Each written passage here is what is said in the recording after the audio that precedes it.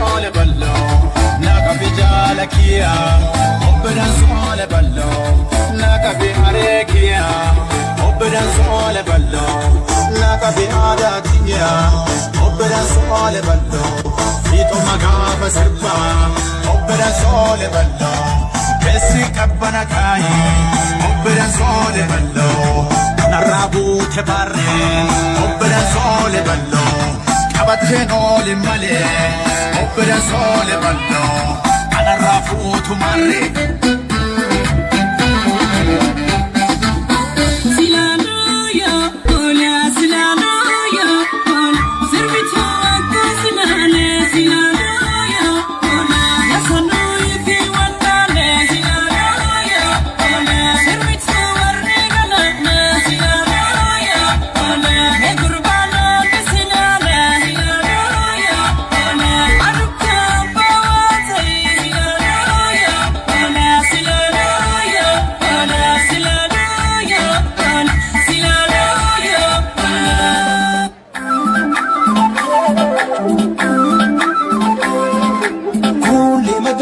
Sandalkallo ni dabdu karo yintalwallo arka kam kene we magallo siyade kam tame malo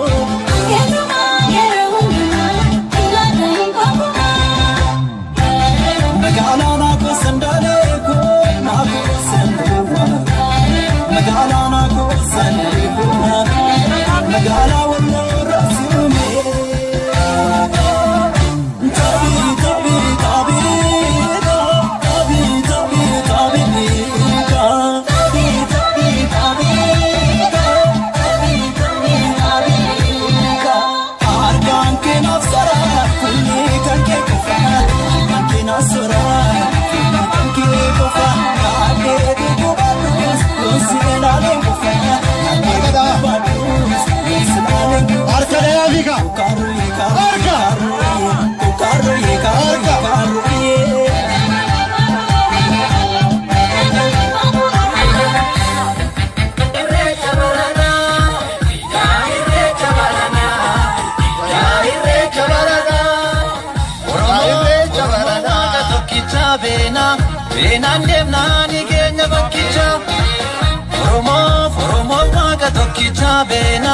Benan demna ni genya bakkicha birra balachu korma galachu komongo korma enyunna morma bikila busi arasi guba sidi sengalu sodati ngurba finfinne buna bishoftu demna gadan ko rufe karana bani ya esamniko haina bani dache finne ayot finne Oromo waga tokkicha benan demna ni genya bakkicha Oromo waga tokkicha benan demna ni genya bakkicha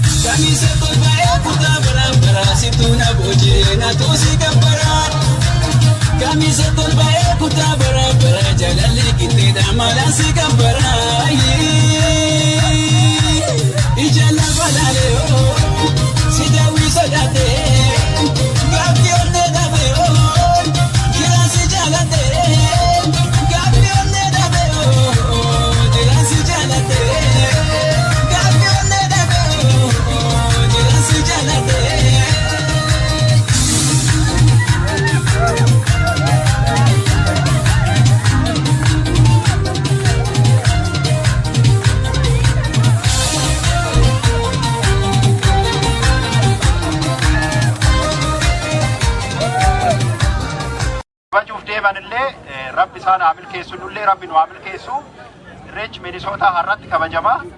Kanaaf akkuma aadaa barame sanatti eebban jalqabnaa. Eebba dura durataa keenyallee haasaa nu godhu. Sana booda maanguddoonni nu eebbisan jiru. Sana dura garuu waa hunda caala dura immoo ni yaadanna namni keenya silaa dhuguun kanuma irraa dhaabbate hin jiru. 2016 waan uumame sana si beeknaa bakka irreechaa sanatti sanaan otuma gaddinu immoo kun guyyaa guyyaadhaan illee waan deemaa jiru numa dhageenya. Eeggadduun kanallee ilmi namaa meeqa akka nu jalaa dhumes beeknaa daqiiqaa takkaafillee gadda keenyallee ibsinu ammumayyuu jechuu kooti waan biraatti seenin dura.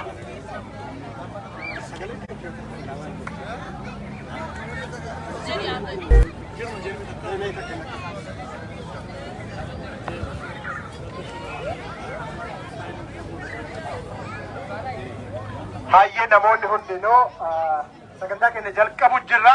Sagantaa keenya kan jalqabnuun eebba manguddootiin eebba manguddootti taanee ammootu yeroo daqiiqaa yookaan sakandii murtaa'ee fi namoota Oromoof jecha wareegama lubbuu isaanii keessatti ija dura goonee achiin eebbatti dabrinaa yeroo tokko namni hundinuu this is a moment of silence for those people who have been sacrificed their ultimate life for the Oromo cause throughout the world. So we're going to do the moment of silence. We're going to do the moment of silence. Thank you guys. Unada gennu sakandi soddomaaf namoota Oromummaaf jecha yeroo adda addaatti wareegama lubbuu kafalaniif sakandii soddomaaf haa yaadannu. Takka lama sadi.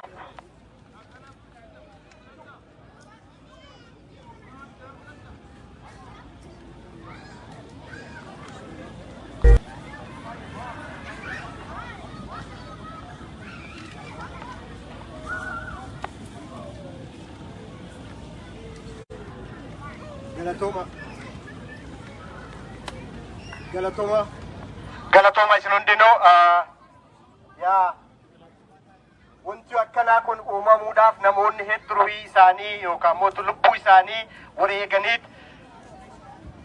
ayyaana akkanaatiin nu ga'ani. Kanaaf isaan galateeffachuu isaan yaadachuu murteessaadha. Amma sagantaa keenya kan nu gaggeessu obbo Biqilaadha.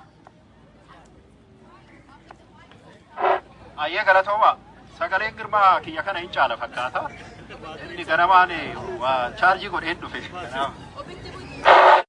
Ayyee amma hin jalqabnaa akkuma jedhame eebba maanguddootatiin jalqabnaa.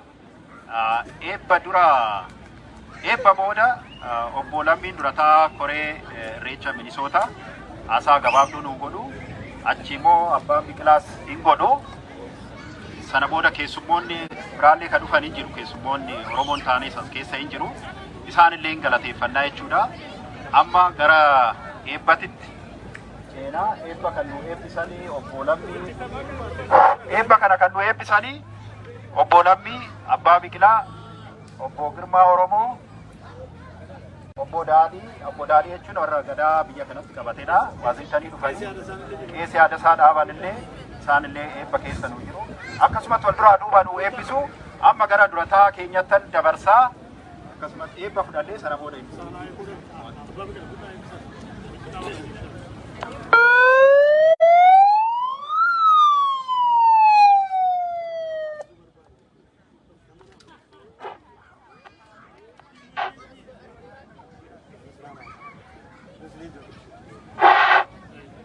Nagama baga nagaan dhuftanii baga nagaan wal agarree irreecha milkiin haa ta'u eebban calqabnaa abbaan gadaa irree as jiru kana of galchanii abbaa gadaa dura eebbisuun hin danda'amu. Abbaa gadaa dhugaati ani abbaa gadaa duran bu'anii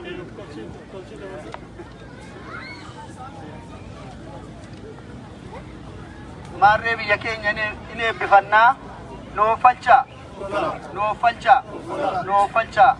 waan nagaa nu oolche nagaa nu haa bulchu irraa gora nu haa oolchu dogoggora nu haa oolchu fayyaa nu haa kennu nagaa nu haa kennu nagaa nu haa himachiisu mee bara kanallee bara nagaa nu haa taasisu bara araaraa nu haa taasisu bara lolli dhaabbatee araarri buu rabbi nu haa taasisu bara lolli dhaabbatu haa taasisu bara lolli dhaabbatee ilmoon namaa nagaa himatu haa taasisu yaa rabbi nagaa nu himachiisu yaa rabbi oromoo nagaa himachiisu yaa rabbi keenya ambaratu barumsa isaa qabxii gaarii kan itti argatu nu taasisu yaa rabbi keenya kan qotatu galii gaarii oomisha gaarii kan itti argatu nu taasisu yaa rabbi keenya isa daldalatu kan daldalatee akka gaarii bu'aa gaarii itti argatu nu taasisu maseenna jechuun haa taadhamu barri bara nagaa nu haa ta'u egaa irreecha kana waggaan nu haa ga'u barri waggaan nu haa ga'u oromoon afaan tokko haa ta'u egaa diinni keenya haa cabu qe'ee keenya kunoo finfinnee xiqqoo hamma wayii buburraaqaa jira dargaggeessi qeerroo qarreen hamma wayii fuulli wayii nu ifaa jira ammallee akkanumatti itti nu haa fufu nagaa nu haa himachiisu biyya ilmoo namaa akkanatti kun akka dhiigni namaa dhangala'u kana rabbi nurraa haa dhaabu waan nurraa haa dhaabu nu rabbitti iyyanna rabbi qabna kaleessallee oromoon rabbi qaba yaa rabbi ati nuu dhaga'i ilmoo namaa dhiigaa jiru kana yaa rabbi ati dhiiga kana yaa rabbii kenna ati nurraa dhaabsisi yaa rabbi ati nurraa dhaabsisi nagaa nu himachiisi egaa nagaa gadaan gabbina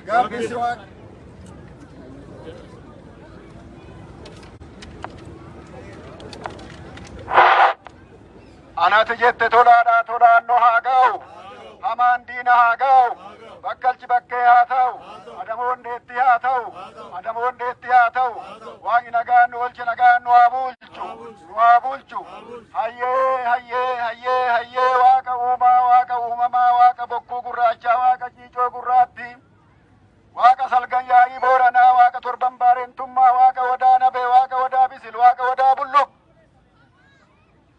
waaqa burqaa finfinnee waaqa yerer gormaa waaqa tulluu cuqqaalaa waaqa tulluu holal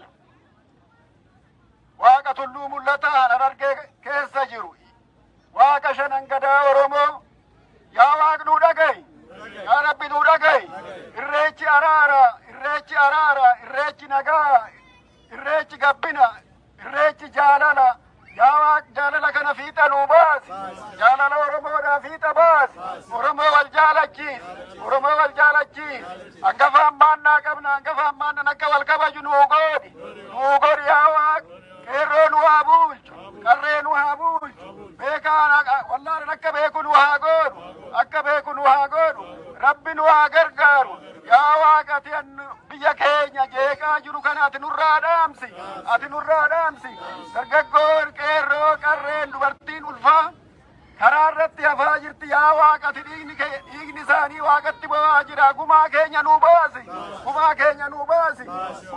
nuu baasi bakka hundatti akka oromoon nagaa ta'u akka oromoon fayyaa ta'u yaa waaq ati nu wajjin ijjedhu duraa duuba keenya nu hojjedhu nu fuuldura ijjedhu kataan roobaa gabbinaa gabbisi waaq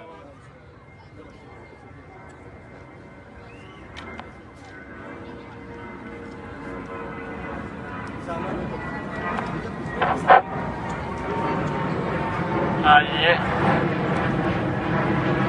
Aye baga boqa birra ganama irreechaatiin waaqayyo isin ga'e.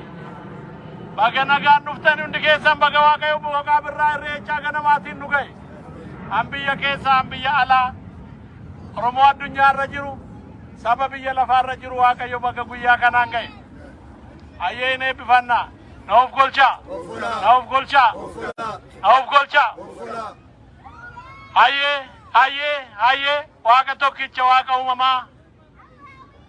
Waaqni tokkichi nagaan oolchitee nu bulchite waaqayyo hoqubaan si haa ga'u.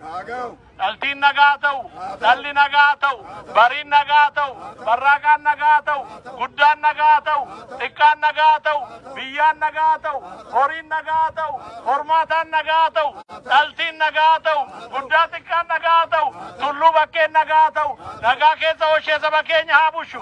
Waaqayyo saba keenya nuuf jedhee wareegameef waaqayyo hirkata isaa kennuuf waaqayyo murtee namarraa dhaban murtee daanyaarraa dhuman murtee mana seeraatti dhaban mana isaatti mana waaqaatti murteen isaanii haa argamu. Dhiigni isaanii mana waaqaatti haa iyyatu. Afeen isaanii mana waaqaatti haa iyyatu. Waaqayyo kana gumaa keenya gumaa saba keenya waaqayyo nuuf haa deebisu. Akka uni jenne waaqayyo haa jedhu. Akka uni jenne barri haa jedhu. Akka uni jenne lafti haa jedhu. Akka uni jenne naannoon haa jedhu. Hayyee waaqa tokkicha waaqa Oromoo. Waaqa bokkuu sibiilaa, waaqa shanan gadaa, waaqa sagaltama garbaa, waaqa salkan booranaa, waaqa siiqqee hayyoo. Waaqni baraa baraan nagaan nu qaaressite waaqayyo hoqubaan si haa ga'u. Hoqubaan si haa ga'u. Warra tulluu kanatti irreeffatee nagaan galee nu haa godhu. Warra malkaa kanatti irreeffatee nagaan galee nu haa godhu. Warri dhalshatee guddifatee waaqayyo nu haa godhu. Warra nagaa keessa oolee bulee waaqayyo nu haa godhu. Warra du'eef qabbana haa kennu. Warra du'eef araara haa kennu. Warra giiruuf bilisummaa haa kennu. Sabni keenyaan bilisoome haa ta'u. Waaqni harrooba haa ta'u. Roobni allafa haa ta'u. Lafni marga haa ta'u. Margi horii haa ta'u. Horate Oromoo haa ta'u. Oromoon an bilisummaa argate haa ta'u. Akka uni jenne waaqayyo haa jedhu. Gadaan roobaa qabbina.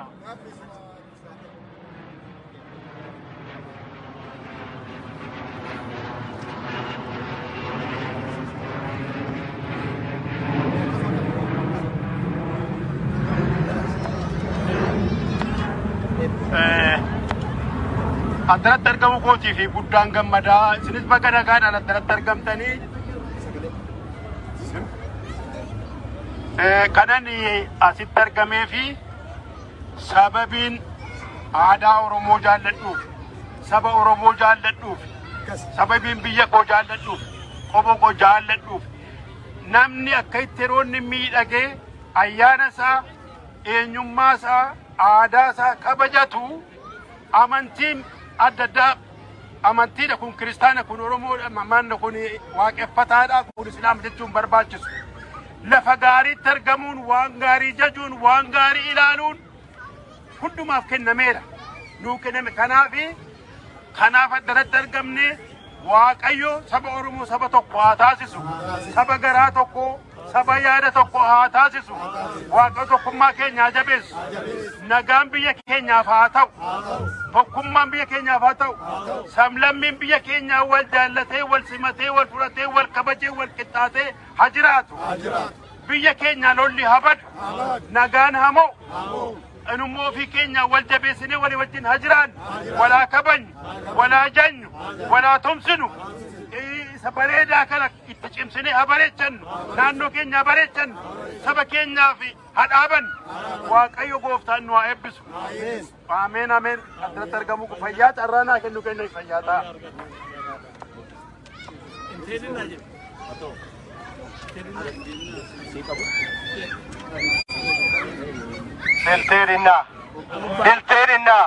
Dilteerinna.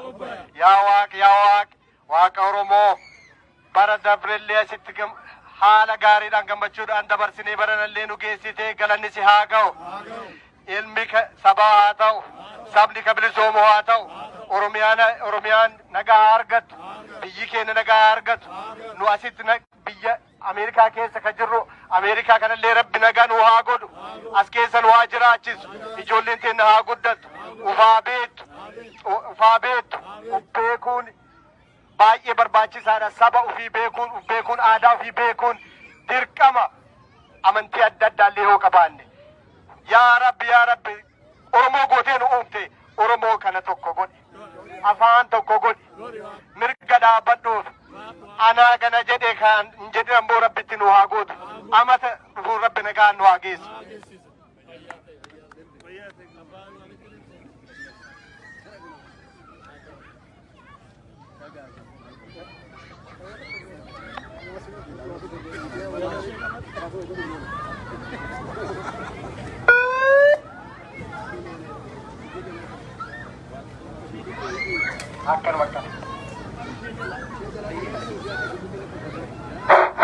Ayyee galatooma maanguddoota keenya kan nu eebbistanii amma immoo kanatti aansee durataan koree irreessaa obbo Lammii Shuunaan ergaa gabaabduu nuu kennu isaanitti aansee immoo abbaan malkaa barnootuma gabaabaa wayii nuu kennu sanatti aansee warri yuunivarsiitii Minisoota irraa dhufanis hin jiru waa'ee gadaa irratti warra hojjetanii isaan Dooktar Tafariin nu dhiyeessaa isaanis ergaa isaanii waan gaggabaabduu nuu kennu wal duraa duuba kan edda taasisnee booda gara malkaatti deemnaa jechuudha galatooma amma gara obbo Lammiittan isin dabarsa.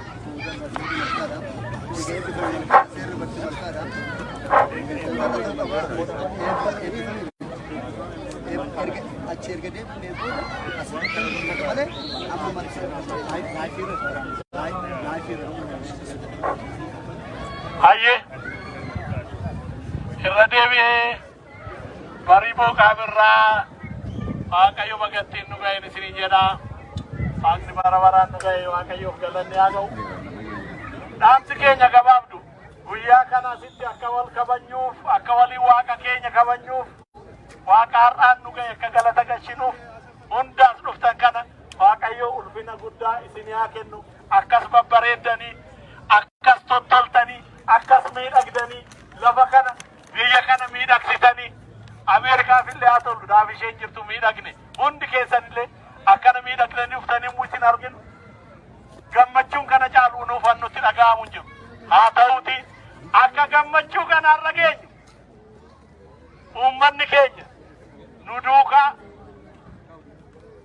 akka qajeelchinee horiidhaan humnaan nu gargaaranii asiin nu ga'anii sila barreessaan keenya dubbata kanaaf guyyaa kana nun kabajnuu dhufneef hanun kabajnuuf hanun kadhannuuf biyya keessa jiraannu kanaafillee biyya gara biraafillee lammii keenya kaleessa dheengadda dhiigdan isaanii dhangala'aa jiruufillee Waaqatti himachuuf kunoo hannun taane dhala namaati biyya Morokootti lafti urguufamee hannu manni hammi sun dhume biyya Liibiyaatti hammi sun namni 20,000 ol haninni dhume dhala namaati obbolaa keenya akka waan ilmaan Waaqayyootti warra tokko kanaaf jara kanaafillee Waaqayyo isaaniifillee qabbana bara baraa gaaddisa bara baraa akka kennuufiin kadhanna biyya keessa jiraannu Ameerikaafillee akka jiraannu kadhanna akkanaan koreen qindeessituu irreecha Minisootaa bara kana akkana irratti hojjetee waan ittiin bareennu waan nyaannee dhugnu waan soorannee gallu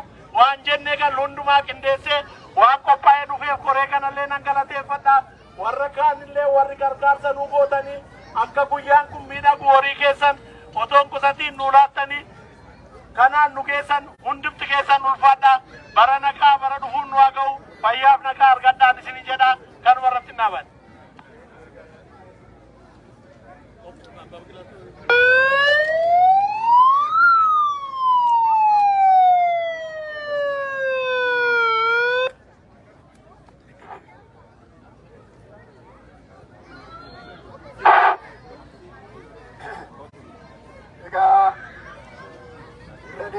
Wala garri baga nagaan dhuftanii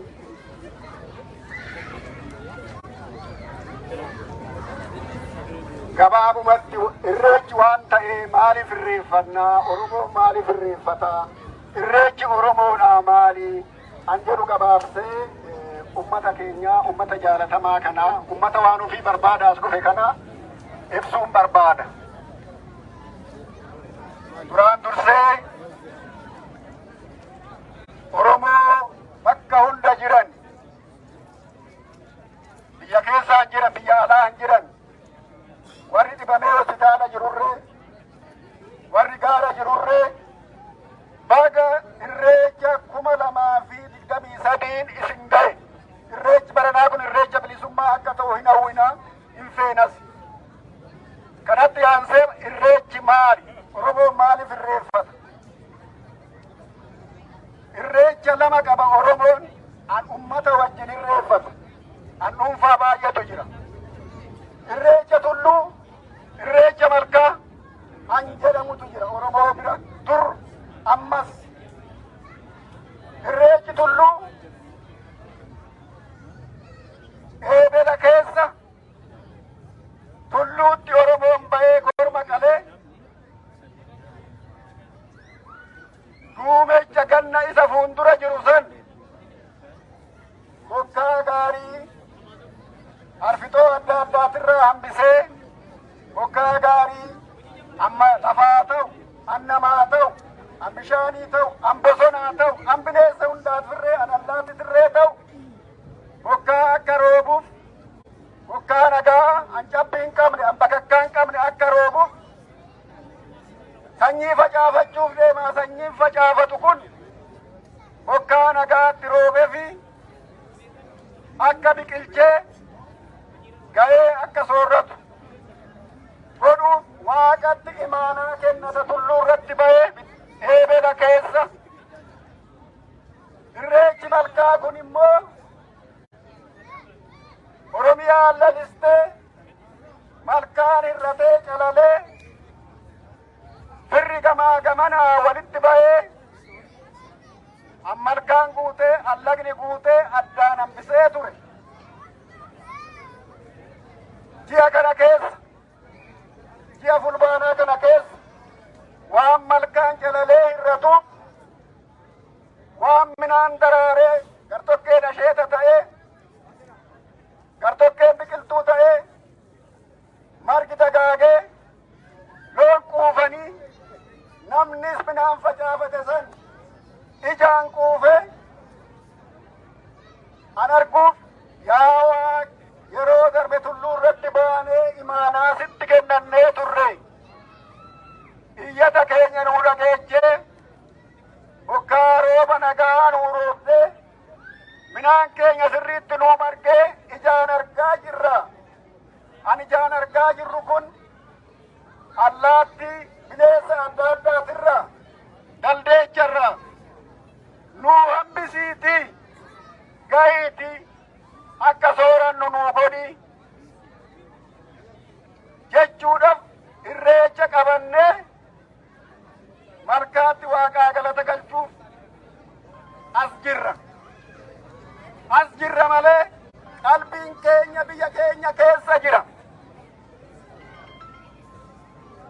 An kadhannuufis ummata keenyaan biyya keessa jiru sani isa minaan facaafatee eeggachaa jiru san isaaf Waaqa galateeffanna. Kan biraa jiini kun, jiini fulbaanaa kun ji'a quufaa, ji'a abaaboon daraaree, ji'a immoo dhaddachirree banamee, manni murtii banamee akka sirna gadaatti banamee, manni barnootaa banamee, wanni adda addaa waan Oromoon barbaadu ta'eefi waan argatuufi Waaqa keenyaa galata galchuuf uumama qabannee uumaadhaa galata galchuuf kuni uumamaan nuyi qabanne kana uumaa keenya Waaqa tokkicha garaa garbaalee immoo garaa taliilaasanii galata galchuuf malee waan biraatiif himoti duratti dubbatamee jira. Kuni qabeenya Oromoo maraati. Qabeenya Oromooti. Hanniiganis argame. Hanniigan awwaala keessaa bahe. Akkanumatti qoosatti hin dhufne yaa jira. Qalbeeffadha. Sirriitti qalbeeffadha. Oromoon kana malee walitti fiduun qabu. Amantiin adda addaa hin jira. Ortodoksiin amantiin kiristaanaa bakka itti wal ga'an qabu, charchii qabu. Warri amantii musliimaa masgiida qaba. Waaqeffataan amma ammaatitti irree galman qabu odaanuma jalatti Waaqa isaa kadhata. Kunis garaa keessan keessa haa bulu itti yaada. Kanaaf nan gabaabsaa asitti na tuttuqaa jiru gabaabsinaan jedhanii galatoomaa baga dhuftanii waggaa irraa kana caalaa taanee akka wal agarru fedhiin qaba. Nagaan irreeffannaa, nagaan galaa mana keessanitti boodatu. wanni hunduu guutee nyaanni guutee burraaqaa taphadha farda tingirre malee karaa biraa burraaquu hin dandeechuu nagaa argadha.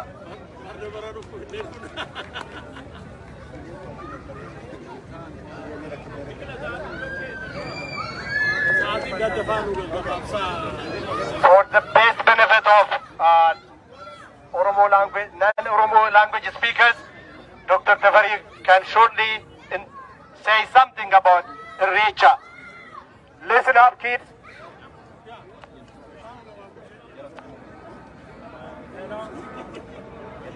Hello, good morning. I would like to say thank you. All right, I don't want to take much of your time. Okay, I don't want to take much of your time, but I would like to say. Okay, I would like to say something about Irrecha. As Babikada said, Irrecha is Oromo Thanksgiving Day.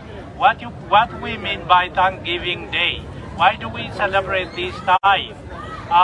We celebrate this time because in Oromia, during summer, it's rainy season, and because of that, everybody retires. There is no work, and there is no coming together. Everybody work at his home or around his home, and there is no public work and a public meeting. But after the rainy season already resides, just at the end of August, usually at the end of September, we celebrate Irrecha because we come together. And what we mean by coming together is we are saying that now onwards we can meet the public meeting, public work, and everything starts. So we celebrate because we want to thank God that we passed the summer in peace, and thanks God you gave us health and everything. So we start celebrating Irrecha, I don't know, nobody knows, but maybe 3,000 years ago or 5,000 years ago. Now it is being celebrated at the end of September or early October back in Oromia. We go to Bishoftu. There is a lake, big lake in Bishoftu, and we go there and we gather there and thank God. Nowadays it is becoming really very popular, and it is becoming exemplary for other nations and nationalities in Ethiopia. And it is growing from time to time, and now more than 5 to 7 million people celebrate. Let me stop here, and I would like to invite some guests from University of Minnesota, and we have also another guest from University of Minnesota. I would like to invite Yuchiro, Department Head of African and African American Studies. Yuchiro. Professor Yuchiro. Professor Yuchiro. Professor Yuchiro. I don't know, maybe he is not here. And the other, again from University of Minnesota, Vanessa Steele. Vanessa Steele. Vanessa Steele was here. I have seen her. Okay, she's not here. Okay, University of Minnesota is doing something. I would like to say something. All right, okay. Thank you, Galatoma. Thank you, Dr. Tafari. Aye, amma nan dubartoonni gara natti dhufoota fuulduratti ijoollee daa'imman fuuldura achi dubartoota taansee immoo maanguddoota fi dargaggoonni gara natti koota fuula keenya gara malkaatti naannessinaa bareeyoo jechaa deemnaa jechuudha.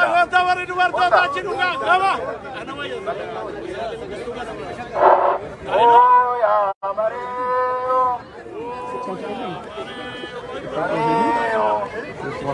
Come on. warra teetee fuulduratti koottaa. Elaa dhaggeeffadhaa. Labsii warri dubartii warri siiqqee koottaa nu fuuldura bora. Aadaadha isintu nu dursa. Nu dursaatti nu bura gara faarfataa dhaqnee irreeffannee haa deebinu. Na dhaggeeffadhaa. Kaa warri gamatee sana duraa keessan koottaa. Kaa koottaa warra siiqqee kana koottaa duraa keessan. Warri dukkaana geejjibsanillee dhaabaa warri godaallee. Koottaa warri dubartootaaf koraa fuuldura keenya koraa. Koottaa kaa warri siiqqee maaloo koottaa as dhaabataa kun addoona nammaa. Kottaati. Jira. Asiiqa.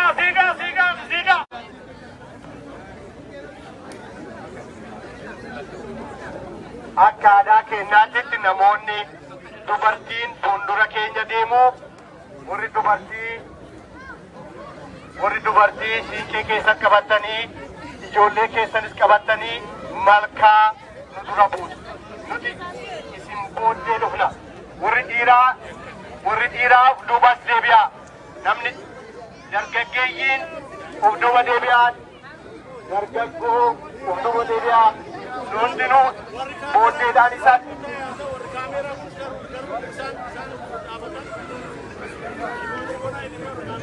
Dhiifama nuu godhaa warri kaameeraallee baay'ateessanii namoonni dhuunfaadhaan godhan kan miidiyaa invaayit ta'een ala.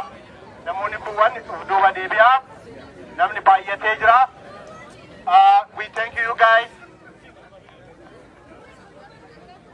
According to Oromo culture, ladies will proceed and go in front of men to the river.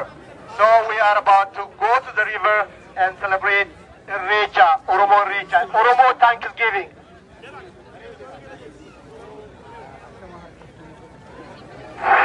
Oh yeah, Mario. Oh yeah, Mario.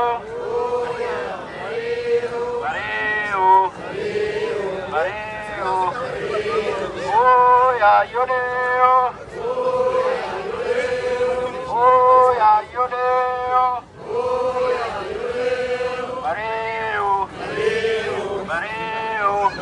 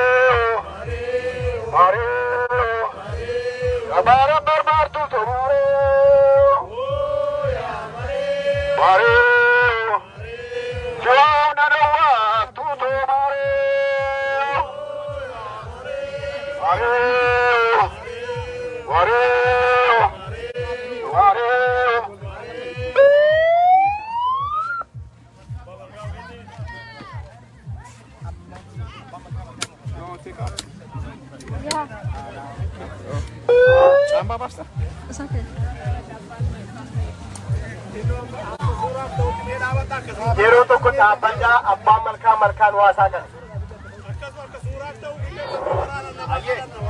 Malkaan seera qaba. Abbaan malkaan isaa jechuudha. Abbaan malkaa ergaallee kan dabarsaniiru. Warra hidhamellee, warra dhukkubsatallee, warra Rabbi nu amaaru, warra hidhaa keessa rakkataa jirullee Rabbi nu asaanaa baasu, warra dhukkubsatellee Rabbi isaanaa fayyisu, warra fayyanis immoo Rabbi isaanaa eebbisu. Jedhanii abbaan malkaa asitti malkaan uffaatu sana booda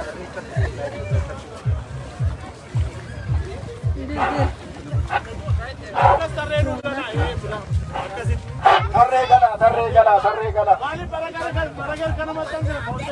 gala Oromoo tarree gala akkamitti bareeddu akkamitti walirraa bareeddu waan namni haa ga'u mee akkana naa godhaame namni bufaati walirraa qarqa yoo jiraattan mee dhiifama walii godha waaqaa jedha harka wal qabannaa walan badhaame jaalala walii ibsa jaalala Oromoo qabsan waaqaa jedha walli walitti bufaatii qabdanillee malkaan araara jaalata waaqni araara jaalata waaqni nagaa jaalata harka wal qabadha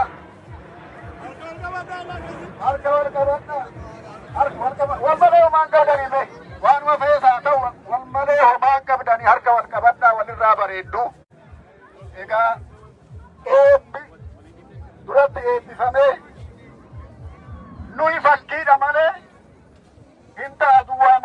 ناموت فكي بياسا فكي كان ماسا كونو في مالي أبا ملكا هنجنيتو وقافنيس سيرا اتنجي مصد بجو في كونو في مالي أبا ملكا وربي يتاي خورمك على غنما نفي وقابي افتن بات خورمك على ملكا هتارا كنا في نوي واقم كرني إذا خورمي أسيتن كلام نمالي بكبراتي أبان دوغم نوكالي خورما غوبا نوكالي بودا فولسا هلالتو أما إن ريفنا إذا إريج ملكينو هاتاو إريج بلسمانو هاتاو إذا إريج فودا ديهيا ملكاغي كيست نونو جنگتنا دراكيجا أما إن كالكبنا ملكان ساكميغا ريفنا هندم ساكميرا ورسو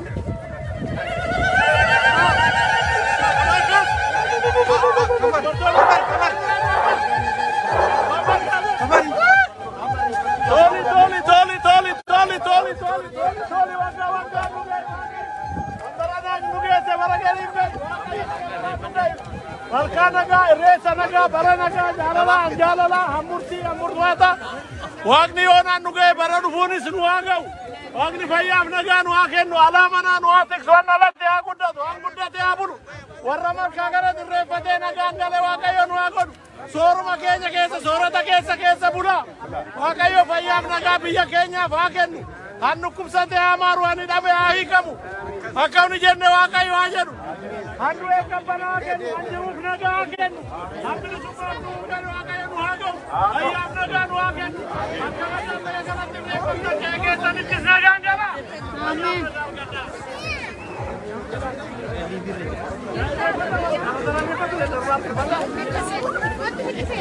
Darbar repan,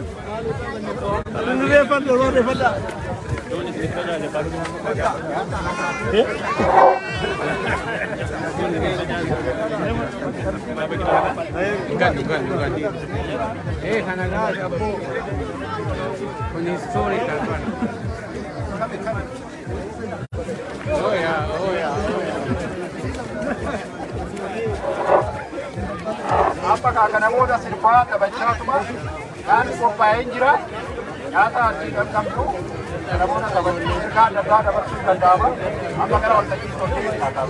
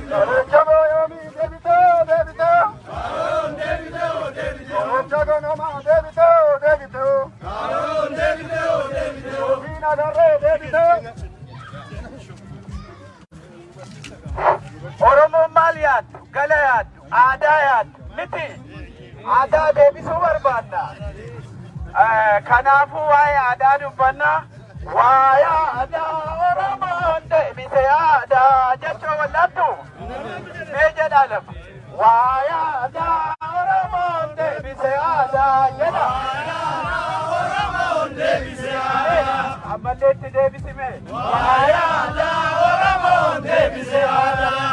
Lagayana sarto kabane Devi Adan Wayada Oromon Devi Ada Wayada Oromon Devi Ada Wayada Oromon Devi Ada Agenya uman kenanu kenne Devi Adan Wayada Oromon Devi Ada Lagabbai ateten kai wanjala Devi Ada Wayada Oromon Devi Kadim baiti ke fala Devi Adan Wayada Oromon Devi Ada Addisi deebise aadaan. Aadaa Oromoo deebise aadaan. Saana maannu gabbisi deebise aadaan. Aadaa Oromoo deebise aadaan.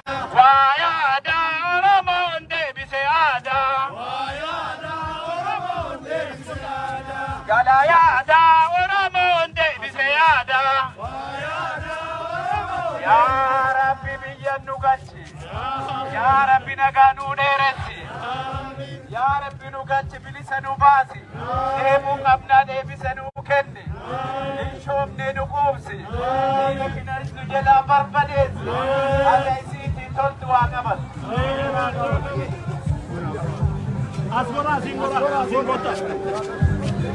Hoyaa birraa birraan bari'e farda biti yaa goota.